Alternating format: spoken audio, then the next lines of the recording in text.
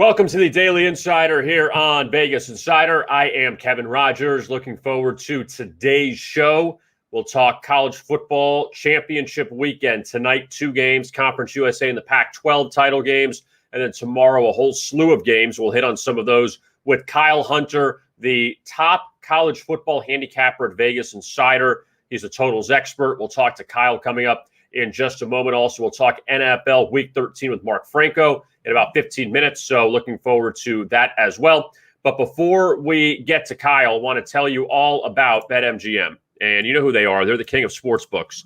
They have a great deal going on right now for new players only. Bet $10 to win $200 if your team scores a touchdown. That's right. Bet on any NFL money line. And if your team scores a touchdown, you'll receive an additional $200 in free bets.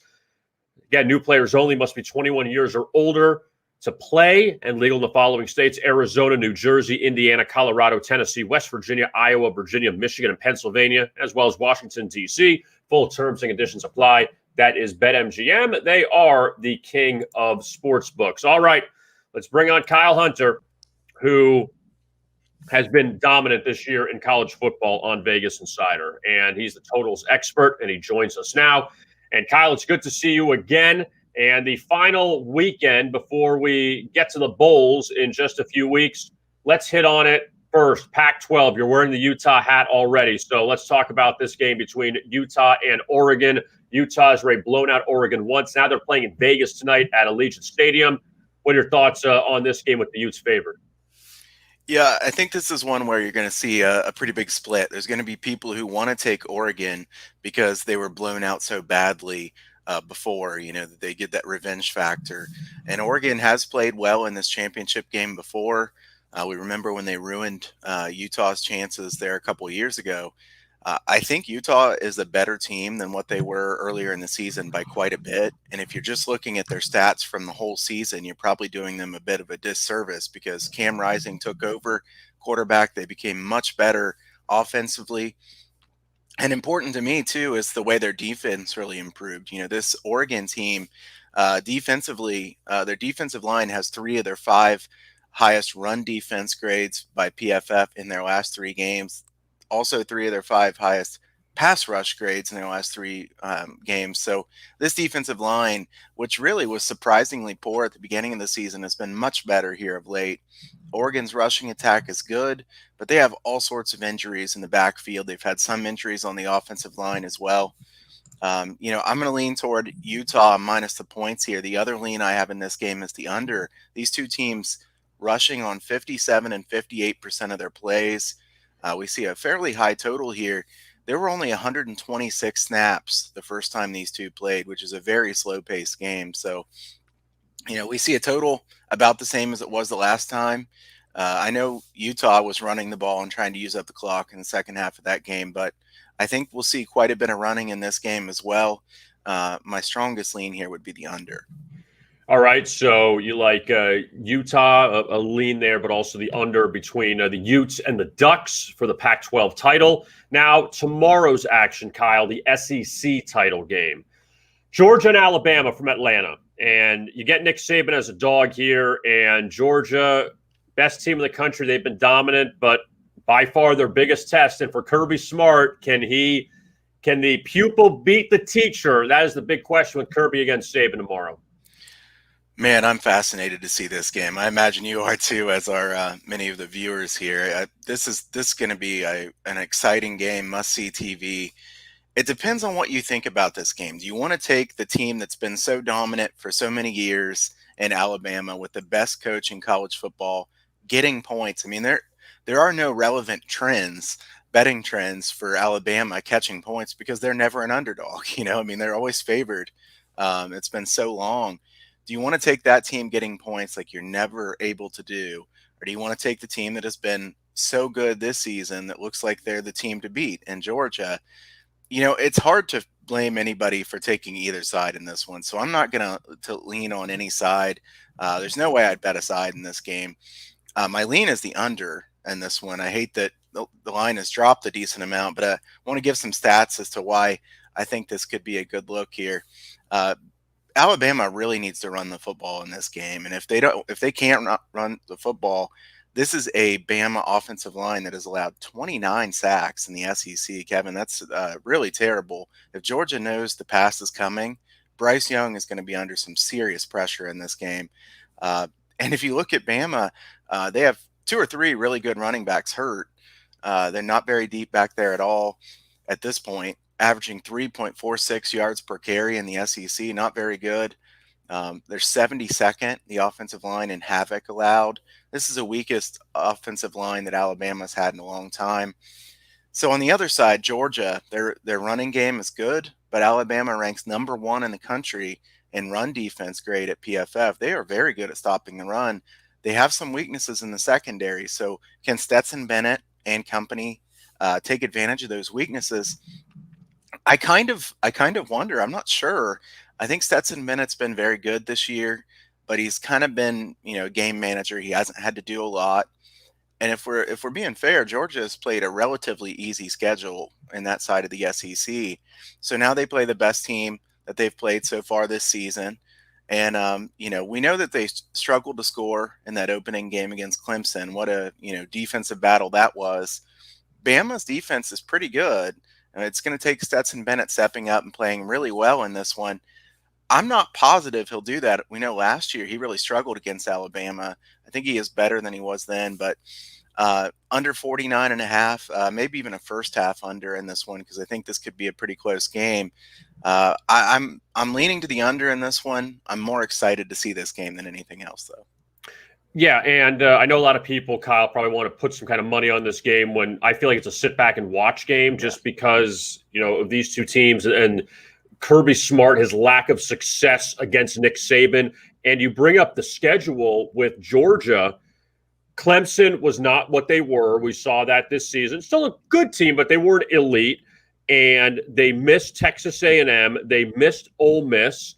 They missed Mississippi State.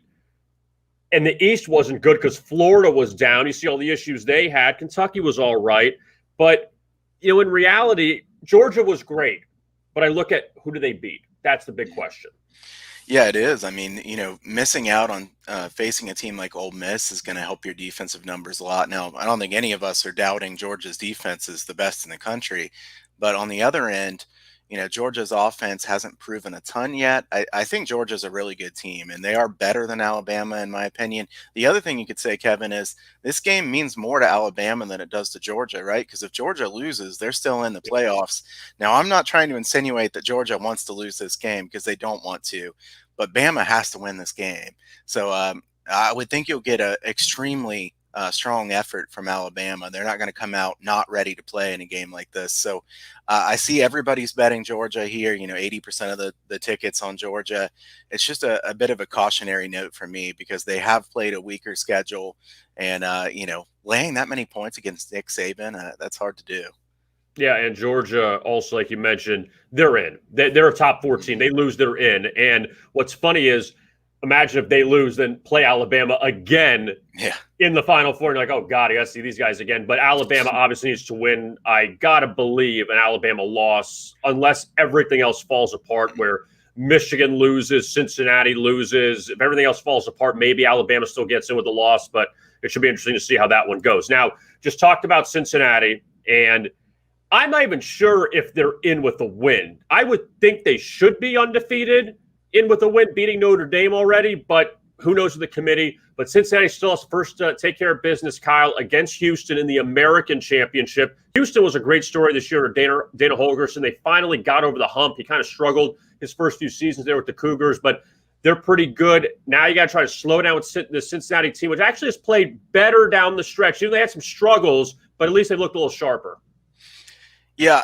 I really hope Cincinnati's going to be in if they win this game because, if there was ever a chance for a team outside the Power Five to get into that playoffs, this is the year for it. I mean, there's plenty of weak teams or teams that were supposed to be up there in the top 4 that lost out, including my Buckeyes, terrible showing by them last weekend. But, this is a great shot for Cincinnati. A lot of pressure on them in this kind of spot. So I'd be a little bit concerned to lay the points in this game because Cincinnati hasn't played great, in the last 5-6 games of the season. They did win by a decent margin against East Carolina, but that game was a little bit misleading. East Carolina had the ball near the goal line multiple times there and didn't score. They looked great against SMU, but that's the only game recently that they really did look very good. My concern about taking Houston here, Houston's rolled off 11 straight wins, but who have they beaten? I mean, they have really not beaten good teams through this period. They had an extremely easy schedule there. They're fourth in success rate allowed on defense. I'm confident Houston's defense is good. I don't think they're as good as what their numbers look like because, their schedule. Houston has given up 25 plays of 30 yards or more so far this year. That's the one spot you can kind of burn this Houston defense is with the big plays. Cincinnati's defense has forced 32 turnovers this year, which is first in the country. I definitely thought the Hawkeyes of Iowa would be number one when it came to forcing turnovers, but it's actually Cincinnati. We'll see if Clayton Tune can take care of the football in this one. He's played pretty well, but he hasn't played good defenses this year. I would lean toward Houston, but I'm a bit worried that, that strength of schedule could be an issue. My strongest lean in this game, and I think I'll probably at least bet some money on this one, 10 of Cincinnati's 12 games have gone under the total in the first half this year. And Kevin, if you remember back to Cincinnati playing those tough teams in Indiana, which looked like a tough team at the time, and then Notre Dame, they had some really low-scoring first halves. Desmond Ridder didn't play very well in the first half there. They kind of got it going in the second half. They're playing a really good defense here. I like the first half under in this one. I remember that Indiana game because Indiana actually at that time, they played well in the second half. Cincinnati had that kickoff return for a touchdown, and I thought Indiana would have got them in that one. But, yeah, we'll see if Cincinnati can keep it up one more time. Now, a couple of the mid-major championships to hit on, Kyle. The MAC title in Detroit at Ford Field, Kent State and Northern Illinois. And when these teams met back in early November, Kent won 52-47 on a 72 total, easily went over. Now this total up a few points, 74.5. But what do you think about this one indoors in Detroit? So I have future on Kent State plus 1,400 to win the MAC. So I'm strongly rooting for the Golden Flashes in this game. Pretty heavily invested in this one. Dustin Crum is a good quarterback for Kent State, and it's kind of underrated how good Kent State is at running the football. Fourth in the nation in success rate on offense. Dustin Crum, the first game against Northern Illinois, a 94.4 PFF rating, which was easily his best of the year. Really, Northern Illinois is a really weak team to be in a championship game. If you look at it, they're negative 0.77 yards per play margin on the season. It's hard to believe a team could almost be negative 1 yards per play and still they're in the title game. But here they are. I mean, you have to give them credit for winning a bunch of close games. But, if you're not any better than that and you're up against a quality team, I don't want to bet a team like Northern Illinois. Now, I would have rather laid points with Kent when they were laying 2.5 or 3. I know most places it's 3.5 now. I still lean to Kent in that one. I will say in the first game, Rocky Lombardi threw for over 500 yards for Northern Illinois, and they still lost. Lombardi's not a good quarterback. I think Kent really keyed against the run in that game, which is what Northern Illinois usually does. And Lombardi had a huge game. I want to take the over here, Kevin, but 74.5 is such a high number. I still lean to the over in this one. If this game happens to start low scoring, like the last one did. In fact, I believe the last game was like 0-0 at almost the end of the first quarter. And then there were like 50 points scored in the second quarter or something like that. It was insane. I remember watching that game, rooting for the over, and just a wild second quarter. I think we could see something similar. This one's on the fast track, so there's no weather or any issues, inside the dome. I'm going to lean to the over, lean to Kent as well. And like I said, if we get a low scoring first quarter or so, I will be betting the live over in this one. Well, just to clarify, Kyle, Northern Illinois led 7-0 after the first, 45 in the second, 31-14. Wow. Kent outscored them in that second. And what's funny when you look at Kent, they didn't have any long touchdowns. Northern Illinois actually had a 75-yard touchdown pass, but they didn't have any kickoff returns or interception returns. So that's actually more intriguing there that Kent did all of that on not any long touchdown plays. Now, the final game we'll hit on, the Sun Belt. Appalachian State and Louisiana. All right, so Louisiana is losing their head coach, Billy Napier, to Florida, but he's going to coach this game. Louisiana already beat Appalachian State once at home. Now they get him again at home as a dog. I find that very interesting. But what do you think about this with App State, who, again, very good team out of the Sun Belt? We know there's like 3 teams in the Sun Belt that always go for the title. These 2 this time around, App State laying points on the road. Yeah, I think this is an interesting one where I've heard a narrative going on here that, Billy Napier leaving to go to Florida, the players won't care. I know in some of the big schools, when a coach leaves, players would be disappointed. You could get a poor effort. But who could blame Billy Napier for going to Florida? I mean, I don't even think the players or anybody in this team would blame him for taking a big job like that. And I really don't think this is a situation where the players would not care about this game. They didn't get to play in the championship game last year, and now they get a shot to play in the championship game this year. COVID knocked out the chance of playing in the championship game last year. So here's their chance to play against App State. We've already seen them beat them. Now, App State's a good team, and I understand why they're favored. The thing that makes me not want to bet on App State in this game is Chase Bryce is inconsistent. We saw how bad he was at Duke. We saw how bad he can be in the first game against Louisiana, and Louisiana is a good defense. This is a team in Louisiana that has been very good as a home underdog under Billy Napier.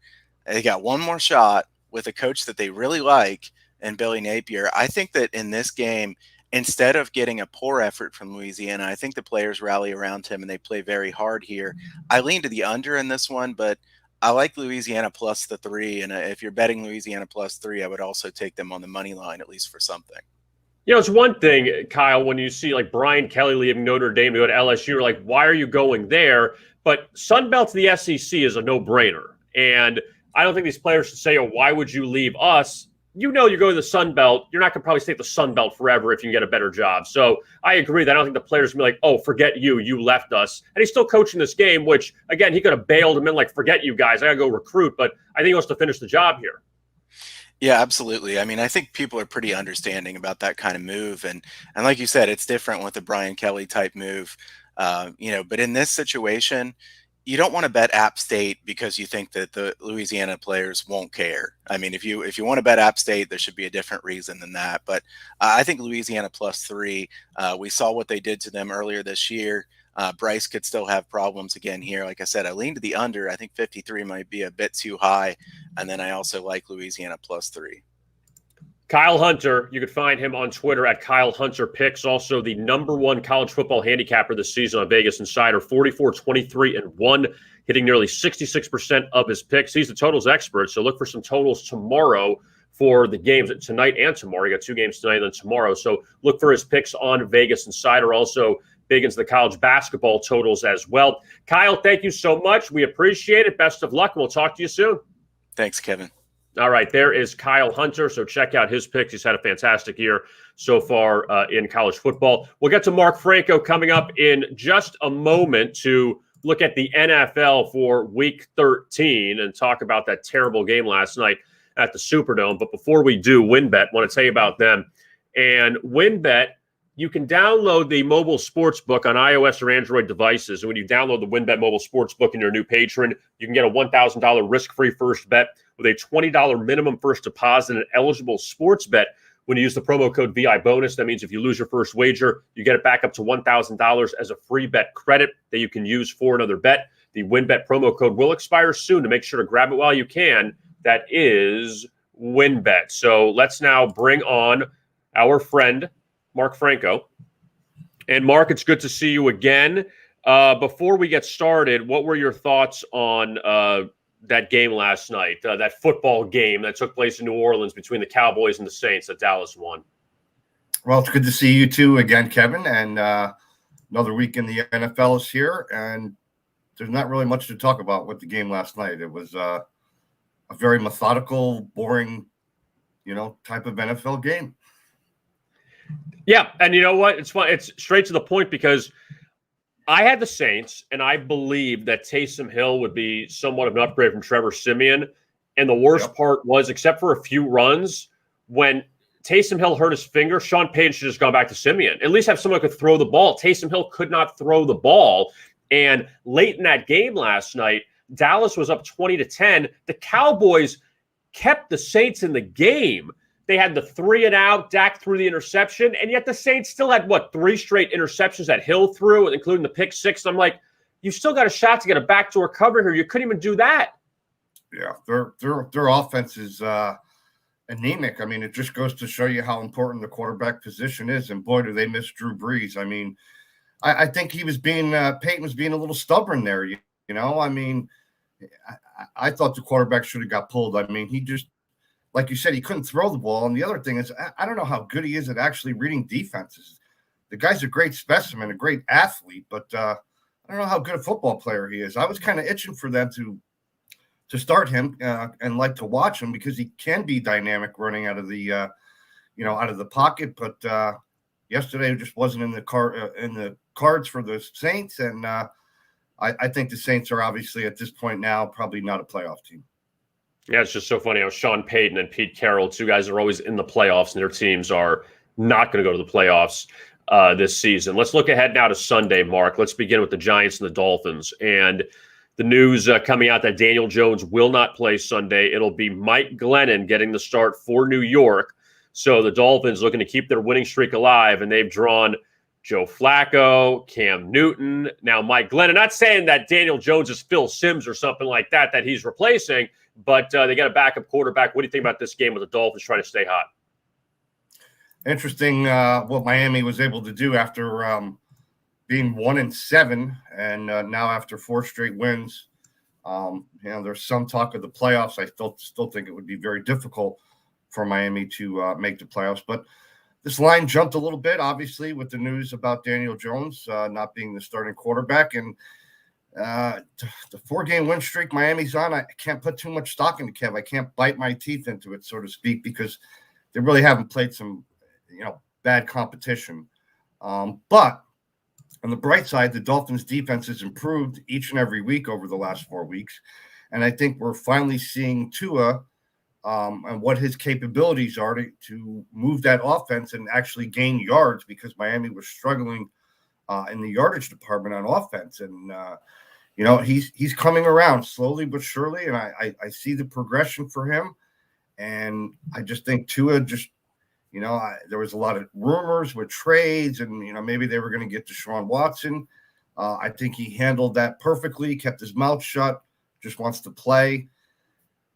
The line going up to 4.5 intrigues me because I'm almost willing to not take the Dolphins at this point and possibly take a look at the Giants. I think when we're talking about NFL totals, Kev, how about this one? 40.5? Very seldom you're going to see an NFL total in the low 40s.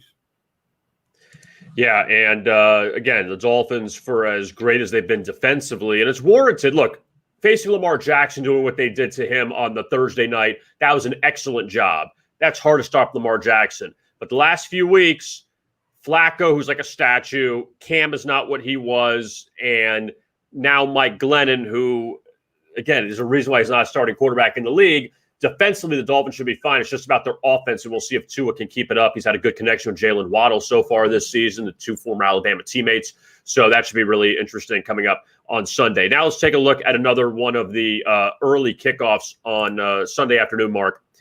The Chargers and the Bengals meeting up in Cincinnati, and the Bengals off a big win over the Steelers last week, convincing win. They get the Chargers, who you don't know what you're going to get from them week in, week out. And the Chargers lost at Denver last week. Justin Herbert didn't play really well. But now the Chargers flipped from an underdog, or from a favorite to an underdog after losing last week. Yeah, on the road again for the Chargers. And, they did not play well against the Broncos in Denver. I was on the Chargers last week and disappointed with the offensive performance. And, Denver came up and did what they had to do to get the win. When we talk about Cincinnati, we're talking about they dismantled the Steelers last week. I mean, they literally took them apart, and it was an easy victory from beginning to end. And their defense made Big Ben look like he was lost in space. The thing with the Bengals is we know they're a good team. We know they're actually playoff. I believe they're a playoff team. I don't see any letdown spot here for the Bengals. The line was 3.5 at a couple spots, I believe, earlier in the week. Now it's down to 3 pretty much everywhere here in Vegas. And I'm going to stick my opinion out there on this one game, Kev. I like the Bengals in this spot. The Chargers, again, second week on the road. And Cincinnati, the key to this game, I believe, will be Cincinnati will be able to run the ball down the Chargers' throat. That's the Achilles heel of the Chargers. They cannot stop the run. And Joe Mixon should have a great day fantasy-wise. And I just think the Bengals are the better team right now at this point in the year. Now let's look at the one of the late games, Mark, on Sunday. And Washington heads cross-country to face Las Vegas. And the Raiders now down to 1.5 against the football team. And Washington, they're playing with some momentum. They've won 3 straight. The Raiders off the Thanksgiving Day win over the Cowboys, but the Raiders have not been really sharp at home of late. Earlier in the season, they played well at home, dropped off a little bit recently. But what do you think about this with Washington going out west off the Monday night win over Seattle? I can tell you as of Friday morning here in Vegas, the money is obviously coming in on the Redskins. This line was the Raiders were 2.5, even 3 for a quick minute. And it's not the public money. It's the sharps that are taking the Redskins, and they have played very well over the last couple of weeks. Coming off the Monday night game, going on the road, I think that hampers them a little bit. I think one of the pluses for the Raiders is obviously they played last Thursday on Thanksgiving against the Cowboys. So they got a couple of days off and, got a 10-day period there to prepare for Washington. This game's going to come down to the Raiders executing their offense. When the Raiders can execute their offense, they're one of the best offensive teams in the league. And they just sometimes fall into traps and just don't get the job done. Derek Carr comes to mind. He had a horrible game against the New York Giants a few weeks back. But I think the Raiders will be able to put up anywhere from 28 to even 35 points against a very porous Redskin defense. And my question would be, can the Redskins keep up in that type of pace game? I don't believe so. And when we go to Raider games here in Las Vegas, there's a lot of away fans. Obviously, people want to come to Vegas and for vacation and get to see their favorite team. I don't think there'll be a whole lot of Redskin fans at Allegiant Stadium come Sunday. All right, so Washington, we'll see if they can stay hot against Las Vegas. And finally, Mark, we'll take a look at the Sunday night affair in Kansas City as the Chiefs take on the Broncos. Denver has won the last few weeks, 2 of the last 3 as an underdog, winning at Dallas. We mentioned the Charger win at home last week.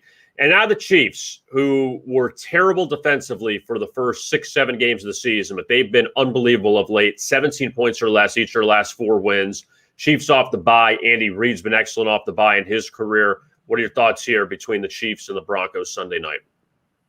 Yeah, Andy Reid in his career is known for covering point spreads coming out of the bye week, but it's just so hard to lay points with Kansas City. Their spread record, I mean, we can dissect it all we want, but the Chiefs are just horrible against the spread in the last year plus. They're 2-10 against the spread the last 12 versus the AFC.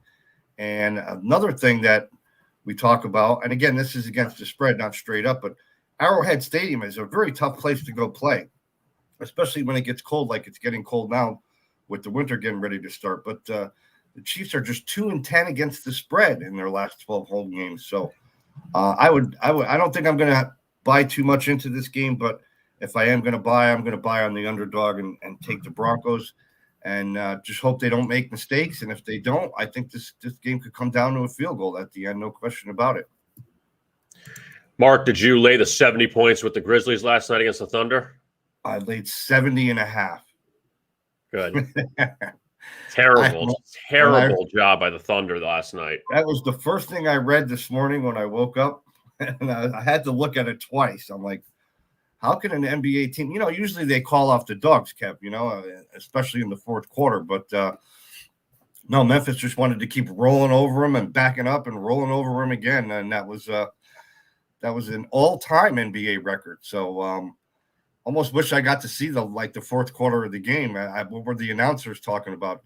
Just crazy out of hand. But when it comes to the NBA, nothing really surprises me anymore either. No, it shouldn't. 152-79 was the final last night as Memphis beat Oklahoma City, and they outscored it by 22 in the fourth. You've got to at least put anybody else in the game, but I guess anybody else played pretty well. Mark Franco, you could check out his work at Vegas Insider, senior handicapper. He handicaps basically everything. He's got college, NFL, NBA, all of it. So he's very busy this time of year, pretty much all year, but at least this time of year with everything going on. Mark, we appreciate the time. Thank you so much, and we'll talk to you again soon. Kev, I appreciate you having me on. Everybody out there, have a good winning weekend. All right. We appreciate it. And there is Mark Franco. And, yeah, it's funny with that Memphis-Oklahoma City game. In case you missed it last night, so Memphis set the NBA record for the largest margin of win, 152-79 over Oklahoma City. They led 72-36 at the half. They were laying 11. So they were up 72-36 at the half. Up 36. They were up 51 going to the fourth, and then they ended up outscoring Oklahoma City by 22 in the fourth quarter. So Oklahoma City would thought, maybe they would have lost by 40, something like that. But they were down by, they lost by 73. They were getting, let me see if I can phrase this right. Memphis had a bigger lead than Oklahoma City had points at one time. It was like a 65-point lead, and Oklahoma City had like 63 points. It was something insane like that. But Grizzlies end up getting a big win last night. Phoenix, without Devin Booker, they held off Detroit 114-103. They didn't cover as 12-point favorites. Giannis didn't play for the Bucks, and they lost to Toronto 97-93. Bulls held off the Knicks 119-115 at the Garden, and that was the first time they went over in 3 meetings this season. San Antonio pretty much wall-to-wall against Portland, 114-83 blowout as 5-point dogs. Damian Lillard didn't play, and that was the NBA for last night. And in the NBA tonight, the games to focus on, you have Lakers-Clippers late. LeBron's back for the Lakers, and they're laying 1.5. Paul George expected back for the Clippers. He didn't play against Sacramento the other night. Clippers have struggled of late. They've lost a few in a row at home. They still remain at Staples Center, just they flipped the court and they flipped the seats. But we'll see if the Clippers can rebound. They're 11-11. Lakers are 12-11. Phoenix is at Golden State, so second time they're meeting this week. And Phoenix 19-3. They've won 18 consecutive games, but Devin Booker likely won't play tonight. Warriors laying 7 to the Suns, that game in San Francisco. Philly and Atlanta, rematch of the Eastern Conference Finals from last year, down in Atlanta. Hawks laying 2.5 there. And Atlanta comes in at 8-2 at home. The Heat, a 5.5-point dog at Indiana. No Jimmy Butler, no Bam Adebayo. So Miami, a little dinged up. They're coming off 2 bad losses at home. Orlando and Houston, combined 10-34. But the Rockets, they've won 4 straight. They were 1-16. Now they're 5-16. So that's some bit of good news for them. And Boston's at Utah. Another good game. We'll see what Minnesota does at Brooklyn. Minnesota's played better of late. They're 11-11 facing the Nets. And Cleveland, who's an ATS horse, they're in Washington to face the Wizards tonight. And the Wizards listed as a short favorite. Want to tell you again about BetMGM. You know why? Because they are the king of sports books. And the deal going on now for new players only, it's pretty simple. Bet $10 to win $200 if your team scores a touchdown. Bet on any NFL money line. And if your team scores a touchdown, you'll receive an additional $200 in free bets.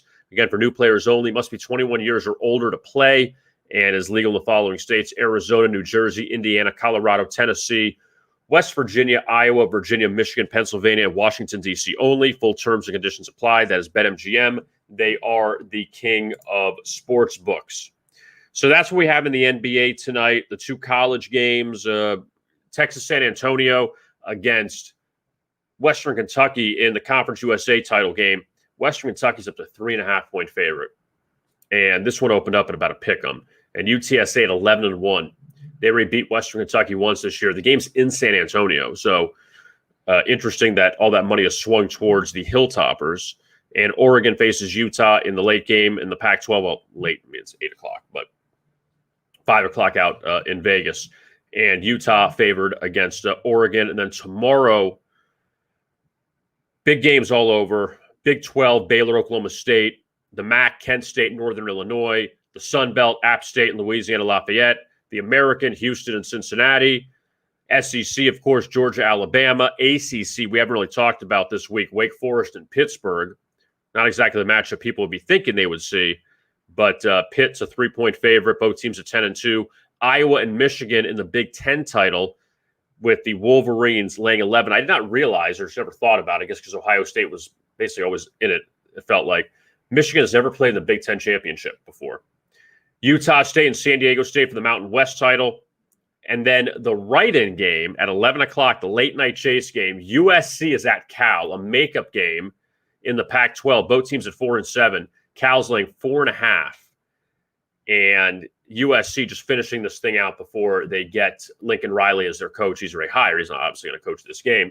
But USC going to wrap up their season tomorrow night, late-night game out in Berkeley against the Cal Golden Bears. My thanks to Kyle Hunter to talk college football, Mark Franco to talk NFL. We'll be back on Monday. Dave Sherapan will join us to review the weekend, and we'll know where all the bowls are at. Well, we'll know who's in the bowls. We'll know who's in the top 4 going to the college football playoff. Georgia, pretty much in. That's the only one we know is like a guarantee. Past that, who knows what's going to happen. But the way the college football season has gone, it'll probably be wacky, and you'll get teams upset coming up on Saturday. But check out the Bet and Collect podcast, too. We'll have a fresh one for Week 13 of the NFL coming out later today. So you can find that on Spotify as well as iHeartRadio, Spreaker, I should say, excuse me, and Google Play and Apple Play. You could find the Bet and Collect podcast there later today, and we will look at Week 13 in the NFL. I am Kevin Rogers. Thanks a lot for watching this edition of the Daily Insider right here on Vegas Insider. And as always, best of luck with your bets.